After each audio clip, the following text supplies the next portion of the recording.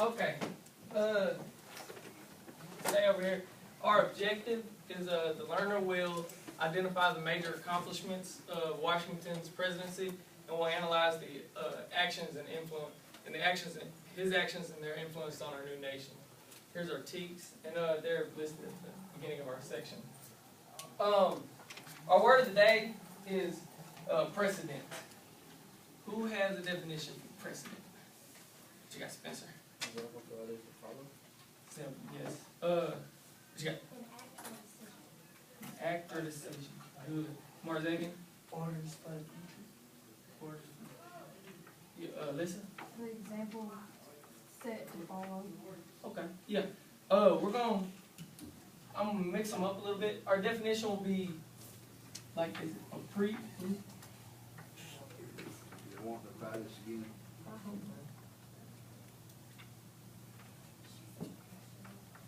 Apparently it is. You think I should go blue?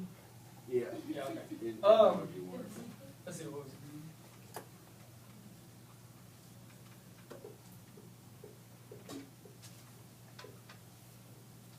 You said act or decision. Okay. And it's a previous act because it's going to end up setting an example, correct? Like you said, it's something that comes first. What you got? When you put previous, would you mean like it's still gonna be an act like Yeah. it We're don't just go out like no, and that's what we're going to it's talk still about. in effect? Basically, yes. Because it, what did we say? It sets an example. Sets an example for others to follow. Okay? And what you guys at? Did I say effect? I should Yeah, they're not leading. Yeah, it sets an example for others to follow. It's someone did it first, and now other people are gonna follow this either act or decision. Who in the section? If y'all read the section where the word is, who are we talking about? Set these precedents. Okay, Haley. Washington. Yeah, George Washington.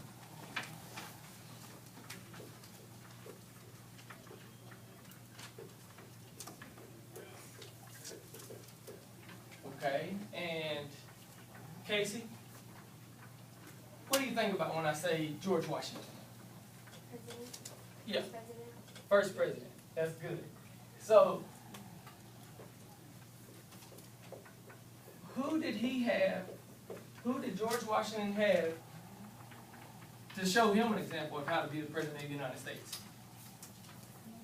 The vice president. No, the vice president didn't have it until we got a president. So we don't have anybody. He has no example of how to be a president. So he's the one that's going to set the precedence for others to follow in the future, for other presidents in the future. Okay? The closest thing he has to a leader like this would be who? King. The king. Yeah, King George. And we don't want to be anything like King George. We just got away from him. Okay? So we don't want to be anything like King George. So he's got to take this new government, and he has to set precedents for other presidents in the future to follow. What examples in the section does does George Washington set? What precedents does he? Okay. He just trying to go for a third term. Yeah, he stops at 2 terms. Good. And this is because, and at the time, George Washington was that influential, and everybody loved George Washington. Every American loved him, and they respected him like no other. If we would have voted him in his whole life to be our president, but he stopped after 2 because our new government is run by the government, by a set of principles and laws, not by the man over them. It's not like the King of England. He's just there, just to help it run. Okay? He's not actually a king. And this has basically been followed from every president except Franklin Delano Roosevelt in 1940. And that was just because we had a crisis at the time. But now it's in the Constitution to where we can't run for more than 2 terms. Is there another example in there that we talk about? Y'all see one more? Okay. One more it talks about is the president's cabinet. And it's on the next page, so you might not have got there. It's on the next paragraph after that. It talks about the president's cabinet. What do y'all think the president's cabinet is? Anybody? Okay. Like the cabinet where all the papers and such for the No. place. United States are kept. Okay. His own advice team. Yeah, advice. Yeah. He knew that it was gonna be hard to set up a without people around him. He's gonna need help to run this government. Like he's gonna need help. He can't do it all by himself. And George Washington is nervous. He knows this is a big task that he's gonna take over, and he needs help. So who will he hire? Don, what do you think? What do you think? A board of Yeah. advisors. What kind of advice? What do you think? What do you think, Zara? Vice president? Yeah, they'll come. What right? Uh-huh. Okay. People that have given him good advice in the past. Yeah, they'll be really smart people, okay? They're gonna be smart people, they're gonna be, and he's not just gonna pick his friends to be on his cabinet. Even though we all like to pick our friends to be around us, he knows in order for this to work, he's gonna have to get really intelligent people, really smart people that can help our government run. So that's what he does, and pretty much everybody does. There's a few instances where presidents have gotten in trouble where they tried to put their friends on there later, but we'll talk about those. Non-examples, anybody got anything? It's kind of hard, non-examples, but, okay, Kevin? King George. King George, yeah, I mean, King George does, he didn't. No. He wasn't anything like George Washington. Another, okay. A monarchy government. Yeah, King George, monarchy, that's, yeah. Another one that okay, what do you guys want? Yeah, same thing, yeah, they're all right there. Another one that George Washington didn't really do that we do today is the State of the Union address.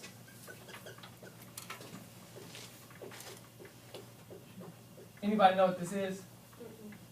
State of the Union? Okay, this is like when President Obama was elected president, they ended up, he came on TV and he, right after he was elected, and he talked about what he's gonna do, remember? Right after he's elected, this big party, everybody's cheering him on, and he preaches about what he's gonna end up doing.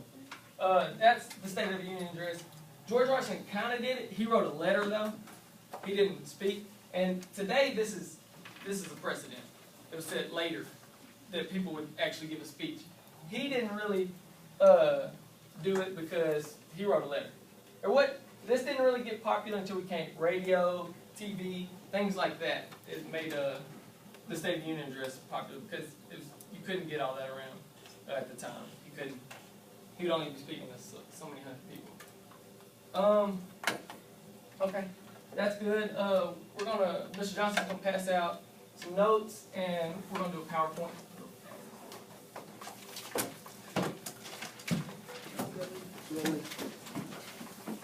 I remember where I put them, Mr. Elliott. There they are. I found them. No longer panic. I found them.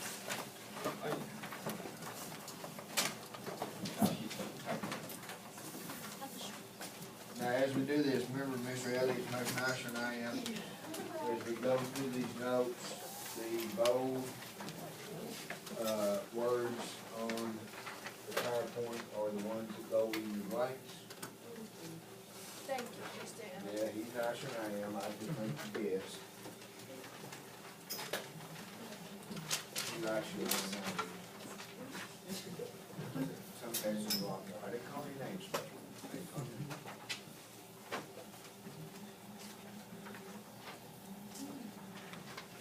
You're welcome. You're welcome. All right, we're gonna talk about what did we just finish? The Constitution, correct?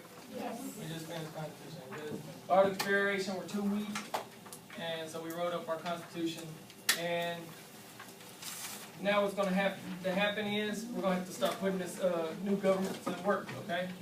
We have it on paper, but now we gotta put it to work. All right. Everybody's good? All right. In 1789, Americans sent their elected officials to New York City. That was our capital at the time, was in New York City, and it was basically our Congress. And they went there and they started putting people in places so that this Constitution could run, okay? So they go to New York City. There, one of the first things they do under Article 3 of the Constitution, it says that we need a federal court, okay? So one of the first things Congress is going to do is they're going to set up a federal court. The Judiciary Act of 1789 is going to do it. What do you think, what is our federal court today? Do we know? Okay. What is Is it the 9 people that like sit on the? Yes, awesome. That's our Supreme Court is what we call it. And the Judiciary Act of 1789 set up our Supreme Court, U.S. Supreme Court, and it consisted at the time of 1 Chief Justice and 5 Associate Justices. George Washington appoints John Jay as our Chief Justice.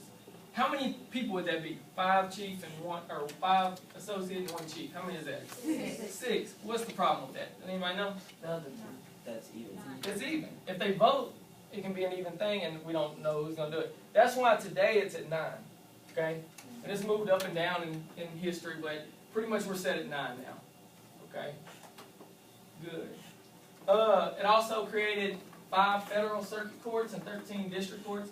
Basically what we have today is the same thing, except we have a lot more cities, a lot more places. So now there's a lot more district courts, a lot more federal courts. But they're still the same. The district courts appeal to the circuit courts, and the circuit courts appeal to the Supreme Court overall. Mr. Elliott, if I can throw in here very Yes. quickly, I apologize. The federal courts are mainly the trial courts. Uh-huh. You know, if you're accused of a federal bank robbery. There's one down there at the post office on State Line. That's where you go. And that's where they decide guilty or innocent. And if you think you've been wrong, then you appeal it to the circuit court. And then if you don't agree with them, then you go up to the Supreme Court. Yeah. Okay? What you got? What would they use these courts for back in the day? Like, what issues would they have? Close to the same. I mean, it's just, They originally were set up to settle disputes between the states, okay? That was the main reason for the national court system. Later on, you know, with the circuit courts, if, like, the circuit court in New York disagreed with the circuit court in Georgia, now we have an issue, right? So the Supreme Court's gonna settle the dispute between those 2 parts of the country. yeah. It also created the office of the Attorney General. It's also, the Attorney General is part of the President's cabinet. He's basically our head cop. We have all these laws, and he's basically over them. Today he'd be over like the FBI, the DEA, things like that. Okay. Let's see. Is it moving? Apparently not. Try it again, sir. Okay. There we go. Yeah. The Electoral College unanimously selected George Washington for the office of president. Blake, what does unanimously mean? Means that it wasn't predicted, it was just thrown out there. No. Okay, what you got? It was like, they didn't like, it was a choose. I don't know how to explain, I know what it means. What you got more, Xavier? It's out of nowhere. Chris. Chris. People voted for him, but it didn't show who voted for him. Almost. Haley. Well- Not Haley. I know. Shelby. I mean, Like, they pick groups of people for their standards? Spencer. You have a group of 10 people voting, all 10 of them voting. Everybody, every electoral college member, each state is going to have the same, it's going to have a certain number of votes. Remember how we talked about it? And so each state that voted at this time all voted for George Washington, okay? There's nobody voted, no state voted against George Washington, the Electoral College. Anybody know how we got our vice president at the time? It's different than today. Okay, Chris? He was second place. Second place, good. That's, at the time, that's how we got our vice president, was, whoever came in second, got to be vice president. And at the time, vice president wasn't that big of a deal, like, they didn't do much. Uh-huh. How did they decide it was gonna be him for vice president? Well, Everybody voted for George Washington. because he didn't win any state, electoral college, but population votes still counted. Like, you remember how we talked about you can actually have more population votes and still lose, because the same way, he had the second most population votes, okay? And yeah, John Adams didn't like being this because he really didn't have anything to do in government, and he really wanted to be a part of it.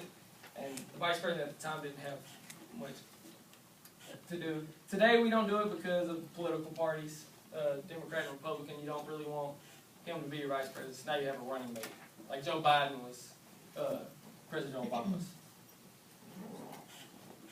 Washington reluctantly took the oath of office in New York on April 30th, 1789. Reluctantly. You know, who did Washington's pumpkin in here? Okay, Corey. What does it say about Washington whenever he became president? Did he want to be president? No. He knew it was gonna be a big deal, and even talked about they wanted to pay him so much money. He didn't want it, right? Yeah, and so he knew how important this job was gonna be, and he was nervous. They said as he was walking to go give his inauguration, to do his inauguration, they said he looked like he was, it was just a huge burden on him. Like he was walking to his, what did you say, death? His own execution. Yeah, he was walking to his own execution. He was scared. He was nervous. But I mean, he was the right man to do it too at the time. We talked about the precedents. He established some traditions, precedents that even presidents follow today. Okay, we'll talk about a few of those more. The handshake. We'll talk about the handshake of Mr. If President Obama walked in today, I wouldn't bow to him, or Tory wouldn't curtsy to him. Okay, we would. That's how they did the kings and queens and monarchs at the time over in Europe. That's how every person that was the head of a country at this time. That's how they were respected like that. Well, George Washington said, "You're not gonna." He said, "I'm a man just like everybody else in here. I just have this title. It's the only thing different." And so if he walked in today, I'd shake his hand and say, I'd say, "Hey, how you doing, Mr. President?" Because he don't want to be called. They called him Your Excellency, Your Highness, things like that. He didn't want to be called that. He said, just like the president of a bank walked in, you're not going to treat him any different than how you treat that one. Uh-oh.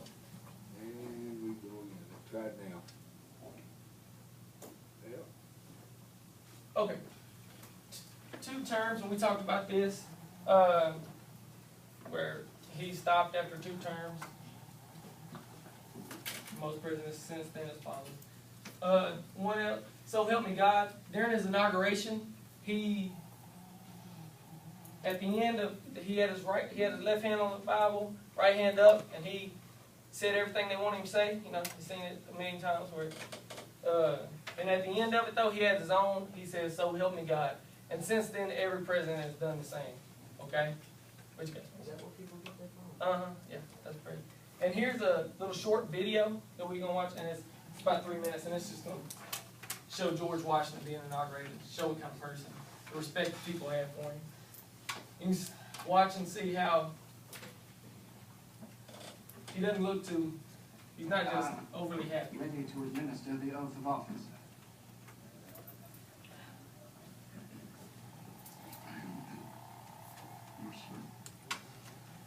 Apologize, that was mine.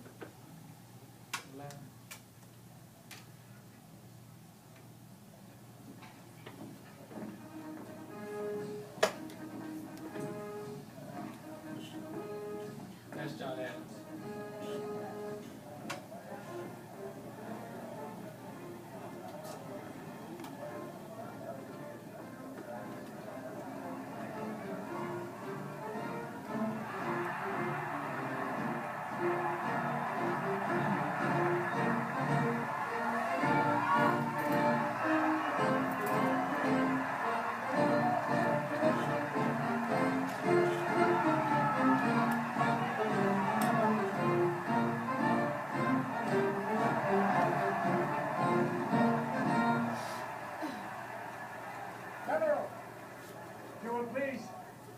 your left hand on the Bible and raise your right hand.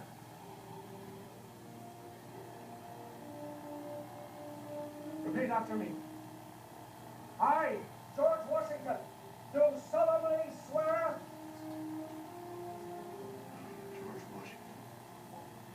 Do solemnly swear. that I will faithfully execute the office of President of the United States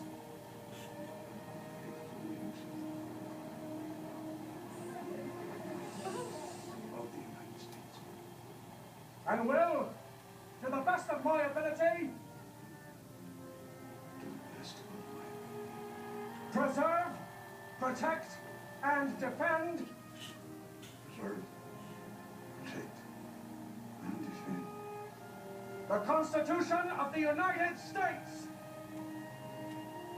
the Constitution of the United States. Smile with ink.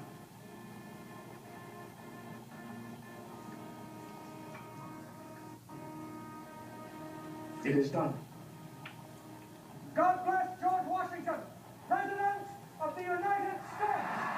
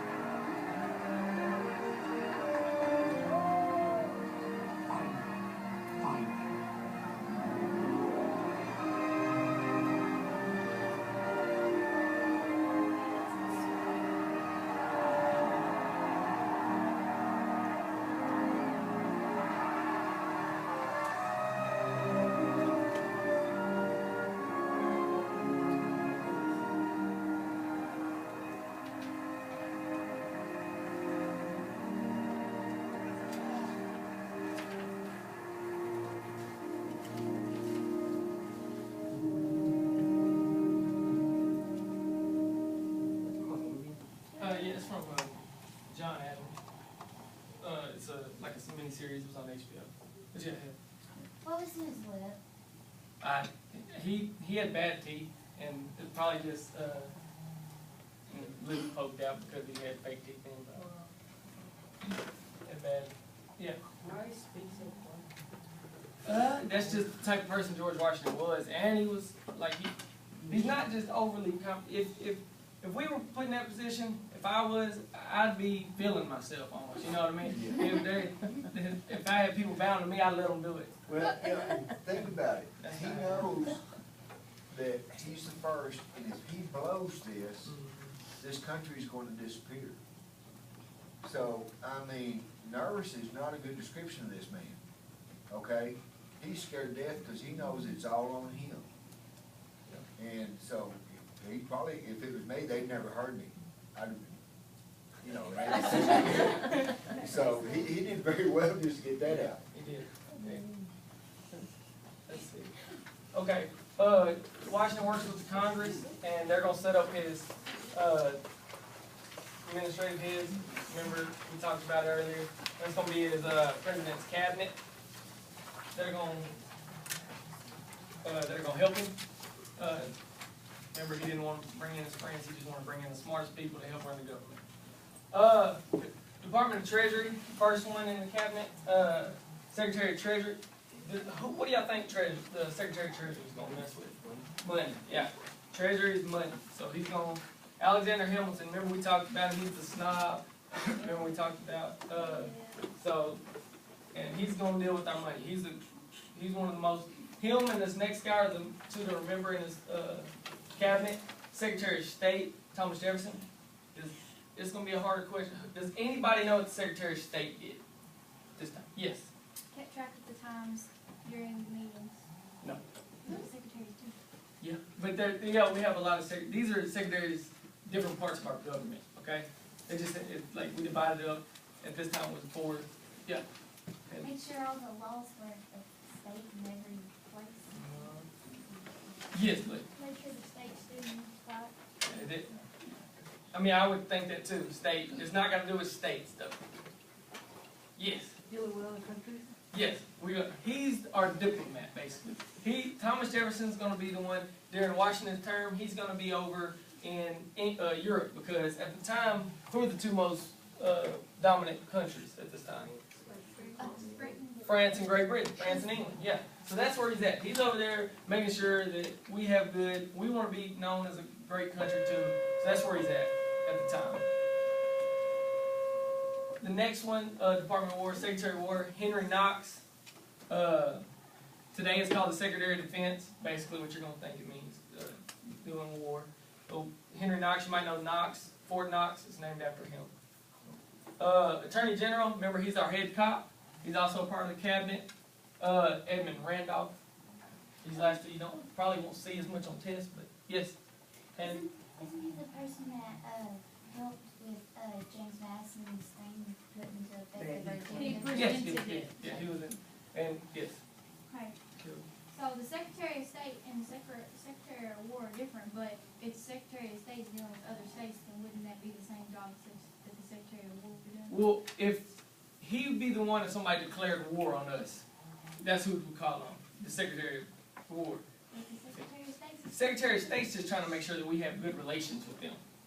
You know what I mean? He's over there. He's not in America at this time. So he's Today not- is John Kerry, and he's not going to be in America during this term. He's going to be in different countries, talking to them what they want. We should just keep communication between our country and their country. So he's like peacekeeper. Yeah, basically. Shelby, the Secretary of State is the President's representative. Yeah. He goes on behalf of the President to other countries.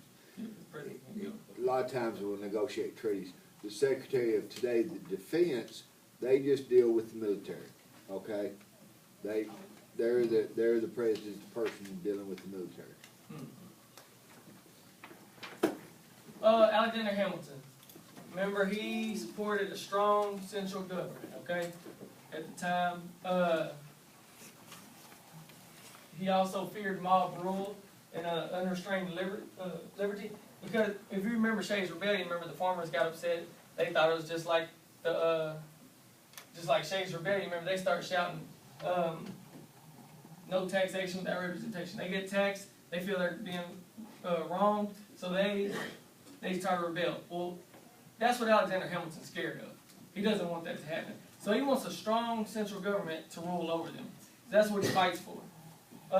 So who do you think he would want to lead our country?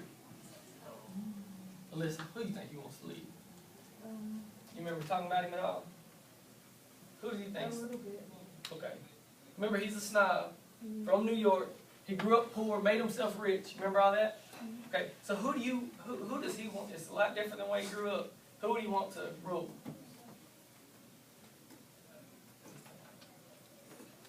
What do you think, Clarissa? Maybe like somebody of King George. What's John your- Adams, maybe? He does. He sides with John Adams, but what kind of people are those? What you got? The rich. The rich, yeah. He wants the rich and educated. You were close. Rich and educated. The educated elite. That's who he that's who he believes should run our government. Okay? Should be our leaders in government. Because he doesn't trust all those farmers out in the backcountry and things. He only trusts the smart, really smart and rich people that he thinks can run it. Okay? He supported a national economy based on trade and manufacturing. Why would he support trade and manufacturing? Why would he want our economy based on it? What do you think, Evan? It brings in money. It does. That's what he believes in it, and he's gonna make his government stronger, which he wants. But where's he from again? Yeah. So why would he want manufacturing and trade? What's Spencer? What you think? Major manufacturers. Yeah. A lot of people. Yeah. That's what they had factories and things in New York. That's what he wanted. So he's from there. That's what he wants to support the economy. Because it supports him. It supports where he's from. So that's why he wants it. He doesn't think that our country should be run on agriculture completely. Because he's not from there. He's from New York City. Okay. He believes in a loose interpretation of the Constitution. Remember we talked about the elastic clause, the stretches. He could stretch what he wanted. Best way I can remember this is if say I'm in 8th grade too. Me and Marzavian, I tell my parents I'm finna go to the movies with Marzavian, and or I'm gonna go out to eat to the movies with Marzavian. So my parents drop me off at the place that we're going to eat. Me and Marzavian go eat. His mom comes and picks us up. She takes us to where the movies are. Okay. Well, we say we don't want to go to the movies, so we take that money that our parents just gave us, and we said Cold Stone ice cream sounds better, and we'll go across to the block, to the, what is it down there? Best Buy. Best Buy right there beside it. We'll go to Best Buy and we'll have fun in there, and we'll just take our parents' money in there. Well, we don't see anything wrong with that because our parents didn't say we couldn't do that, but our parents believe, hey, we told you to go to dinner and a movie. We didn't say go to dinner and then eat ice cream and go to the Best Buy. So they're going to be upset with us, right? Yeah. So our parents will have a strict interpretation of the Constitution, while he'll have a loose, like us, he'll have a loose interpretation, okay? So he'll strict. If it doesn't say we can't do it, that means he can do it, okay? You get it? Okay. As Secretary of Treasury, remember, he's dealing with money. He has to come up with a plan to solve America's financial problems. What do you think our financial problems are? What's he got, Dobby? Oh, yeah, debts. I said that. Just went over your hands. Yeah, we'll have debts in our. Where do we get our debt from? You think one of our biggest debt? No, that's how we'll pay for it. Remember, that's what he thinks. Yes. War. War. Yes. We just fought a huge revolution. We owe so much money because next slide we'll talk about it. We owe so much money. We had to pay for that war. Now we're in debt to other countries, to our own people, a whole lot of things. We had a national debt of $52 million. Today it's about $1.3 billion. That's how it would be in our money today. Well, our debt today is pretty. It was like 13 trillion, something huge. That's what our debt is today. It's pretty bad. But we needed to pay this debt off, or our brand new country might not make it. Okay, so he comes up with a plan, a 4-part plan that's going to end up that he thinks will not only make, because remember, what does he want? What type of government? Stronger. So his plan is going to strengthen our government while he wants to improve our economy and things. Okay? And his 4-part plan. First, a bond. Who knows what a bond is? Okay, finish. Bond? Yeah, what's a You put bond? them in the bank, it's like $2,000 or something, you can't get it till you're like 18. And with time, it gets interest. Yeah, it'll collect interest. Basically, at this time, we like war bonds, okay? If me and Kevin, if I'm the government, Kevin's gonna give me $100 for a war bond, and I'm gonna give him a slip of paper that says I'm gonna pay him $100 plus the interest over time that it collects, okay? So in time, he's gonna get paid a lot of money. However, at the government, they didn't have enough money to pay people back, so it was kind of dicey. A lot of people were selling their bonds for really cheap just to have, because they didn't have any money at this time. But that didn't bother Hamilton. Hamilton said we should pay all our debts off at par. Pay every country off, pay all our bonds that people bought in America. We got to pay them all off at a full price, plus the interest. And if that means the richer people that bought those bonds from the poor people for cheaper prices gets all that money, that's fine. Yes. What about stock? Is stock Not that bond? Stocks, yet. Not yet. We don't have stocks yet. Not yet. Uh-uh. That comes later. It's similar, okay, but it's not, where stocks are companies and stuff like that. Bonds are actually the government. Yeah, it's just the government. And it's going to make this. Or bill bonds? Yeah, no. Is it built by? I mean, No, not so much. okay. That's a little different. Okay. Okay. You can. You can. Okay. Also, he wants to assume the debt of the states. And there was about $20 million. Why would he want the national government to pay all the debts of all states? So all the states already have debt free. Yeah. Which one? No, well, not complete. Some do. Alyssa's in the South. At this time, the South pretty much paid most of their debts up, okay? While in the North, they still have a lot of debt. So would the South be happy about this? It would be basically, okay, Trent, do you have any brothers or sisters? Okay. Say your brother or your sister owes a lot of money to your parents. Well, if your parents come to you and say, hey, we're going to take your allowance and give it to your brother or sister, would you be happy about that? Well, that's basically what he's trying to get the South to do. They're going to all pay money and pay money to the national government to pay for the North's debt. Remember, he's from the North, so it benefits him. He's from New York, okay? So it benefits him, but, so the South is mad. They're saying, we don't want to pay for the North, you know? Okay? So it's just like, you don't want to pay for your brother or sister. Yeah.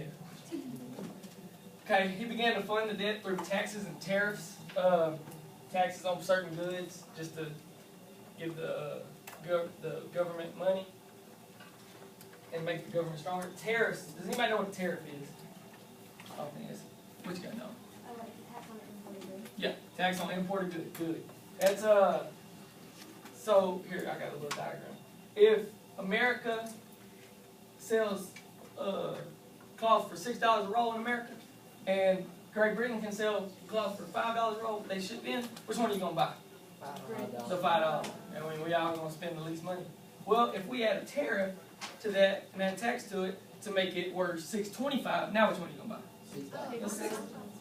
Yeah, now we're gonna buy $6. So now we give our money to our own country instead of paying foreign countries. There's a big reason why we did that. That's why he wanted to do that. Also, he wanted to establish a national bank for the United States. Bank of the United States is what it would be a safe place to keep the government's money. It would make loans to businesses, improve our yes. Was Washington okay with this? Well, he's or did he presenting have, this like, to him. no control over this? He does, but remember, the Congress is going to be the one to pass it. Okay? And remember, that's our elected officials from our different states that we send in, the House, the Senate, and representation. That's who's going to end up passing, not Washington. Okay? So this is just him proposing. Yeah, all he's this. proposing this Okay. right now. It would issue paper currency. This would be, instead of each different state having its own money member, now the national government has money for it. It's going to be the same money for everybody. Okay? It makes our national government much stronger.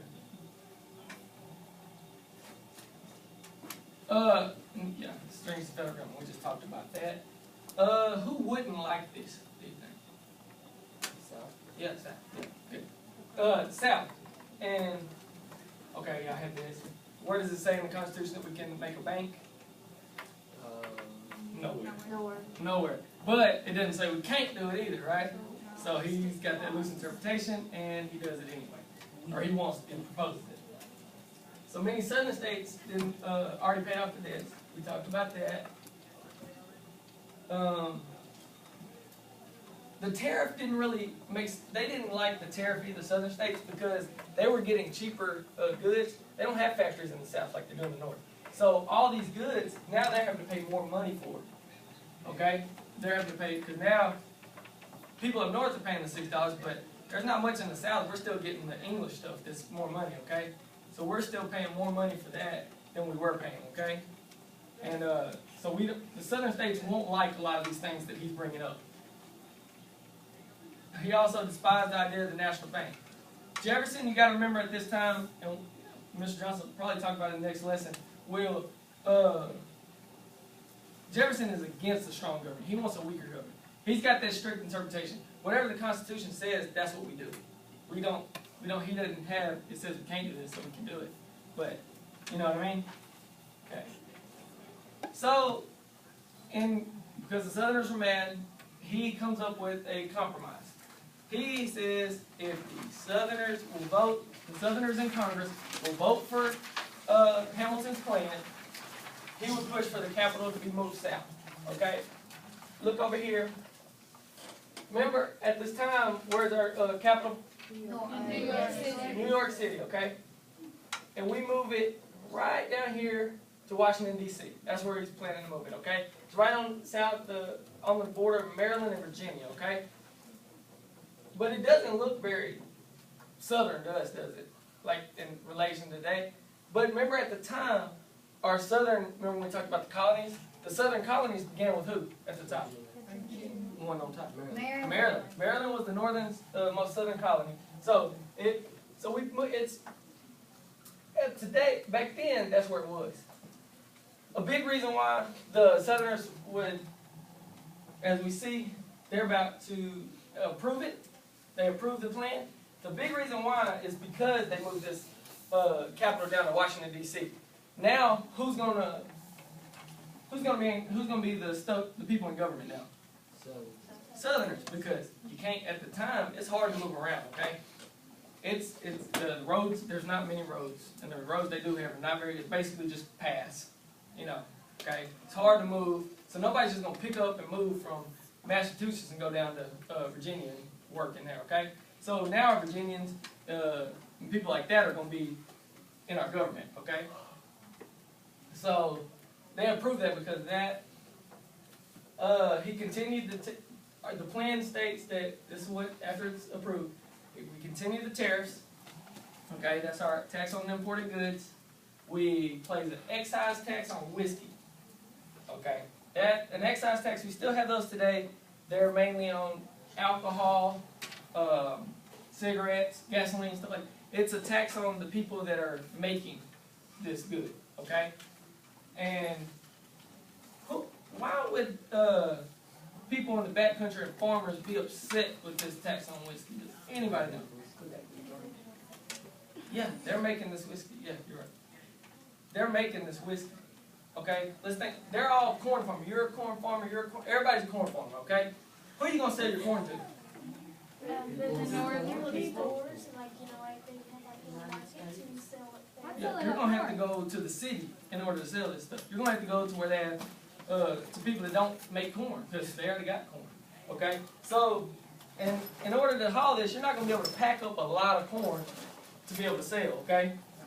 Because you're going to have to make trip after trip, and it's hard. Okay? So much easier make some whiskey out of that corn and take one load and make a whole lot of money to town, okay?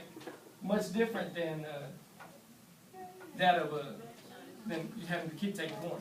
They're mad that now they're being taxed for making this. Well, you said they take corn and they can whiskey. Yeah, they can take it. Yeah. So whiskey going on? Yeah, rye whiskey. Rye whiskey. Okay, so that's why they'd be upset. The Bank of the United States comes. It was supposed to be in for 20 years. It had some problems. We ended up having to make it. You'll learn later. We ended up having to make more. We had to make another one. And then it also created the District of Columbia, our new nation's capital. At the time, it didn't go quite to Washington, D.C. They put in the plans to make it, but they moved it to Philadelphia at this time. Okay? Right there. We'll We stop. go ahead. I think we go ahead. I think we got enough time. Oh, we're good? We got about 7 minutes. Okay. Settlers on the western frontier felt their interests were being ignored by the government. Remember, that's because they're in the back country, and now they can't sell their whiskey. Or they can, but now it costs a lot more to make it. All this thing, remember we just talked about? That's why the Southerners feel they're being, the Southern farmers. Farmers on the western Pennsylvania frontier objected to the excise tax on whiskey because it depended on that whiskey. That's how they made their money, okay? And so they start shouting, no taxation without representation. Just like we did in the Revolution. But this time you do actually have representation, okay? So, but they're going to end up having an uprising known as the Risky Rebellion, okay? Much like the Shays Rebellion we talked about, they feel they're being wrong, so they're going to uprise and they're going to, 2,000 people, and they go to Pittsburgh and they're mad, okay? They want this taken off. Oh, yeah. The government tells them they need to stop. Well, they're not going to listen to that. Much like if y'all are down here horse playing, a student comes around and says, hey, y'all need to stop. You're not going to stop horse playing just because that student told you, you know what I mean? But George Washington leads a force of 13,000 into Pennsylvania. They see him come. It's just like Mr. Hoof and some teachers come walking around that corner. You're gonna start running, or Mr. Hoof, sorry. Mr. Hoof. Sorry. Yeah, Mr. Hoof comes around that corner. He's gonna. Oh, okay. You're gonna start. You're gonna call and you're gonna start acting better. Okay. You're gonna run away. That's what they did. They run off. Hey, stop moving right quick. Okay, so how does the story end? We just talked about it. Well, no. What happened with the Whiskey Rebellion? What happened afterwards? They Clear- settled down. Yeah, it's over. So it was a failure. It was a failure. So why, if the rebellion was a failure, why do we care? Because it started again. Because we don't want to do the same thing over again. How is this different than Shays' Rebellion? Remember, what did Shays' Rebellion tell us? Dog, we needed a stronger government, okay? We needed a stronger government. Well, this shows us, hey, this new government's for real, okay? Our new Constitution shows that our government's strong. If y'all want to try to uprise, hey, we'll settle it down right now, okay? It shows that we're for real. And basically that's it. We got a. We're gonna have a worksheet Yeah, we have a worksheet. tomorrow that we'll get it to you tomorrow, because right now, all we did, it would just be handing it to you and you carry it home. Think about this, like you said, the Whiskey Rebellion and the government's reaction to it, it answered all the problems from the Shays' Rebellion. We now had taxes